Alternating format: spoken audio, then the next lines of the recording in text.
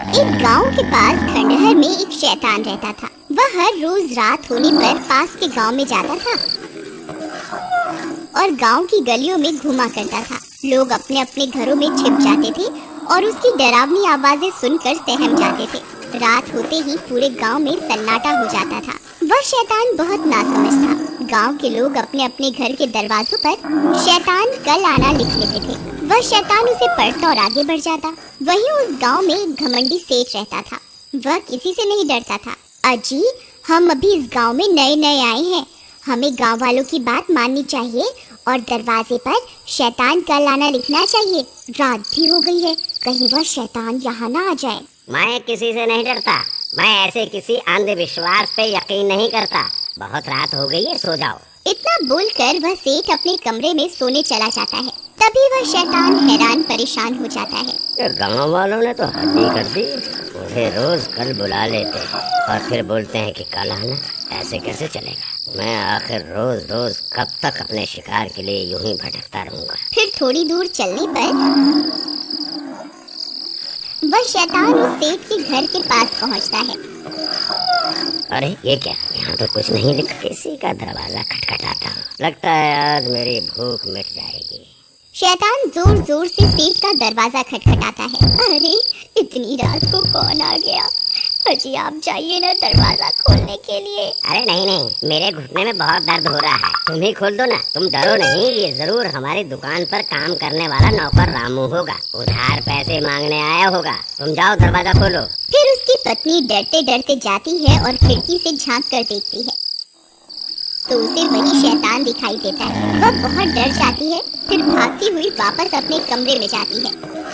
अजी, हम तो बहुत बुरे फंस गए। वह शैतान तो हमारे दरवाजे पर खड़ा हुआ है। अब क्या करें? मैंने आपको कहा था ना, हमें गांव वालों की बात मान लेनी चाहिए। लेकिन आप तो बोलते थे मैं किसी से नहीं डरता, तो आप क्यों भीगी बिल्ली बन रहे हो? मूर्ख औरत, धीरे नहीं बोल सकती क्या? अगर इतनी तेज तेज चिल्लाएगी तो जो बाहर तुम्हारे मायके से आया है ना, वो हमें कच्चा ही खा जाएगा। अब क्या करें? कहाँ छुपे? वह शैतान उन दोनों की आवाज सुन लेता है और तेज तेज दरवाजे को पीटने लगता है। खोल दरवाजा। मुझे पता है तुम अंदर ही हो। तुम गांव वालों ने मुझे बहुत मूर्ख बना लिया। बस अब और नहीं, मैं बहुत दिनों से भूखा हूँ। आज तो मैं अपना शिकार अपने साथ लेकर ही जाऊंगा। हाँ, अभी के अभी दरवाजा खोल, नहीं तो तोड़ दूंगा। ससुर जी, घर में कोई नहीं है। आप कृपा करके यहाँ से चले जाइए। तेरा नाज मिटे। तुझे क्या हर जगह मेरे पिताजी ही दिखाई देते हैं? मैं अभी दरवाजा खोलने जा रही हूँ। अरे भगवान, मैं तो मजाक कर रहा था। तुम गुस्सा क्यों हो जाती हो? मुझे माफ कर दो। आगे से कभी ससुर जी का मजाक नहीं उड़ाऊंगा। अजी, मैं तो आपको माफ कर दूंगी, लेकिन मुझे नहीं लगता ये शैतान आज हमें माफ करने वाला है। तभी वह शैतान दरवाजा खोल देता है। और तुम्हें मुझसे कोई नहीं बचा सकता। अरे भागो रे, आज तो ये शैतान हमें जिंदा ही खा जाएगा। अरे कोई मुझे बचाओ, बचाओ। वह सेठ और उसकी पत्नी वहाँ से भागने लगते हैं। उनके घर में छोटा सा कुत्ते का बच्चा होता है। इतना शोर शराबा सुनकर वह भी बाहर आ जाता है और उस शैतान को देखकर भौंकने लगता है। तभी सेठ और उसकी पत्नी पीछे के दरवाजे से भाग जाते हैं। अरे बच गए, आज तो बाल बाल बच गए। मोती, मैंने उसकी आवाज सुनी थी। वो शायद उसी शैतान के ऊपर भौंक रहा था। वो अभी भी घर के अंदर ही है। मैं वापस अंदर जा रही हूँ अपने मोती को बचाने के लिए। तुम्हारा दिमाग खराब तो नहीं हो गया? तुम्हें क्या लगता है मैं एक कुत्ते को बचाने के लिए घर के अंदर जाऊंगा? नहीं नहीं, मूर्ख मत बनो और जल्दी चलो यहाँ से। वो शैतान कभी भी यहाँ आ सकता है। आपको जाना है तो जाइए, मैं वापस अंदर जा रही हूँ अपने मोती को बचाने के लिए। अरे तुम पागल हो गई हो क्या? वापस आ जाओ, बेवकूफी मत करो। लेकिन उसकी पत्नी अपने पति की बात को अनसुना कर देती है और घर के अंदर घुस जाती है। मोती उस शैतान को भौंक रहा होता है। नहीं नहीं मोती, पीछे आ जाओ, हमें अभी यहाँ से निकलना है। हे भगवान, अब मैं क्या करूँ? तभी मोती उस शैतान पर हमला करने के लिए आगे बढ़ जाता है। नहीं मोती, ऐसा मत करो, वापस आ जाओ मोती। फिर उसे बचाने के लिए उसकी पत्नी भी शैतान की तरफ दौड़ पड़ती है और अपने कुत्ते को बचाने के चक्कर में उस शैतान के चंगुल में फंस जाती है।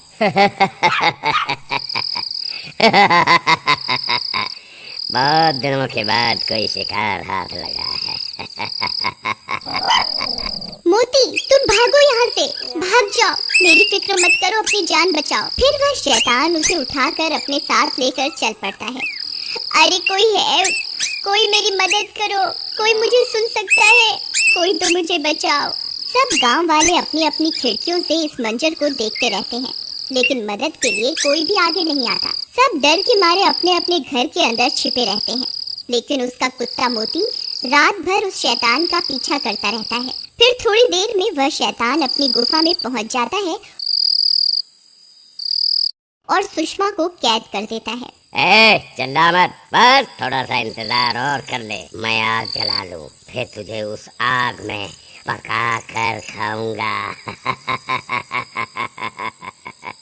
तभी उसका कुत्ता मोती भी उस शैतान का पीछा करते करते वहां पहुंच जाता है। अरे मोती, तुम यहाँ क्यों आ गए? तुम यहाँ से चले जाओ, नहीं तो ये तुम्हें भी खा जाएगा। लेकिन मोती वहीं बैठ जाता है और उसके लाख बोलने के बाद भी वहाँ से नहीं जाता। मोती, काश इंसान भी तेरी तरह वफादार होता तो कोई ना कोई मुझे यहाँ बचाने के लिए जरूर आ जाता। अरे कोई मेरी मदद करो, हाय मेरी पत्नी को वो शैतान उठा कर ले गया, कोई मेरी मदद करो। तुम्हारी कोई क्या मदद करेगा भाई, जब तुमने खुद अपनी पत्नी की मदद नहीं करी। काश तुमने अपनी पत्नी को बचाने की कोशिश की होती तो तुम्हारी हिम्मत देखकर हम भी तुम्हारी मदद करने आते। भाई मुझसे बहुत बड़ी गलती हो गई, कृपा करके मेरी मदद करो। लेकिन अब हम क्या कर सकते हैं, ना जाने वो शैतान तुम्हारी पत्नी को कहाँ लेकर गया होगा। भाई वो इसी जंगल की तरफ गया है, चलो हम सब उसका पीछा करते हैं। तुम पागल हो गए हो क्या भाई? तुम्हें पता भी है ये जंगल कितना बड़ा है, हैं? हम कहीं भी इतने बड़े जंगल में तुम्हारी पत्नी को नहीं ढूंढ पाएंगे, और हो सकता है हम खुद भी भटक जाएं। नहीं नहीं भाई नहीं, हम तुम्हारी कोई मदद नहीं कर पाएंगे। ठीक है, गलती मुझसे हुई है तो मैं ही इसको सुधारूंगा। अगर तुम मेरे साथ नहीं चलना चाहते तो मत चलो, मैं अकेला ही अपनी पत्नी को उस शैतान से छुड़वाने जाऊंगा। इतना बोलकर वह सेठ जंगल की ओर चल देता है। मोती, तू यहाँ से चला जा, तू मेरी कोई मदद नहीं कर पाएगा, ये शैतान आता ही होगा। अगर गांव वाले यहाँ होते तो जरूर मेरी जान बच सकती थी। फिर मोती सुषमा की तरफ देखता है और पलटकर वहाँ से भाग जाता है। सुषमा भी मोती को भागता देख खुश हो जाती है। भाग जा मोती, जल्दी भाग जा, तू यहाँ से कहीं दूर चला जा। शुक्र है भगवान का, अब कम से कम मेरा मोती तो सुरक्षित है। मोती सीधा भागता हुआ अपने घर की तरफ जाता है। अरे ये तो मोती की आवाज है, लगता है मोती आसपास ही है। मोती, कहाँ हो तुम? मोती, मोती, मोती, तुम कहाँ चले गए थे? तभी मोती सेठ की तरफ देखकर जोर जोर से भौंकने लगता है। लगता है ये मुझे कुछ बताना चाहता है। तभी मोती सेठ की लुंगी को खींचने लगता है। अरे ये क्या कर रहा है मोती? लगता है ये मुझे कहीं ले जाना चाहता है। कहीं ये मुझे सुषमा के पास तो नहीं ले जाना चाह रहा। मोती, क्या तुम जानते हो सुषमा कहाँ है? ठीक है मोती, मैं समझ गया तुम क्या बताना चाह रहे हो, लेकिन हम अकेले उस शैतान का सामना नहीं कर पाएंगे। फिर वो दोनों भागकर वापस गांव जाते हैं। अरे भाइयों, जब वो शैतान सुषमा को उठा कर ले जा रहा था तब मोती ने उसका पीछा किया था। अब ये जानता है कि सुषमा कहाँ है। कृपा करके मेरे साथ चलो, हम सब मिलकर सुषमा को बचा सकते हैं। देखो भाई, हम तुम्हारे ऊपर तो विश्वास नहीं कर सकते, लेकिन हमें इस बेजुबान की वफादारी पर पूरा भरोसा है। हम जरूर चलेंगे, चलो अभी चलते हैं। वहीं दूसरी तरफ वह शैतान खंजर लेकर सुषमा की ओर बढ़ रहा होता है। हे ऊपर वाले, अब बस तेरा ही आसरा है, हो सके तो किसी को मेरी मदद के लिए भेज दो। तभी उसे मोती के भौंकने की आवाजें आने लगती हैं। वह शैतान भी हैरान परेशान हो जाता है। अरे मर गए रे, ये इतने सारे लोग कहाँ से आ गए?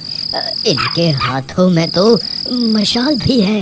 लगता है मुझे यहाँ से भागना ही होगा। हे ऊपर वाले, तेरा लाख लाख शुक्र है, तूने मेरी सुन ली। तभी सब गांव वाले हाथों में मशाल लेकर वहां पहुंच जाते हैं। वह शैतान इतने सारे लोगों को हाथ में मशाल लिए हुए देखकर डर जाता है। फिर वह शैतान वहां से भाग जाता है और सुषमा भी आजाद हो जाती है। मोती, तुम वापस आ गए मेरी जान बचाने के लिए। अगर तुम्हें कुछ हो जाता तो? सुषमा, मुझे माफ कर दो, मैं तुम्हारी मदद नहीं कर पाया। एक बार फिर इस बेजुबान ने साबित कर दिया कि ये इंसान से भी ज्यादा वफादार है।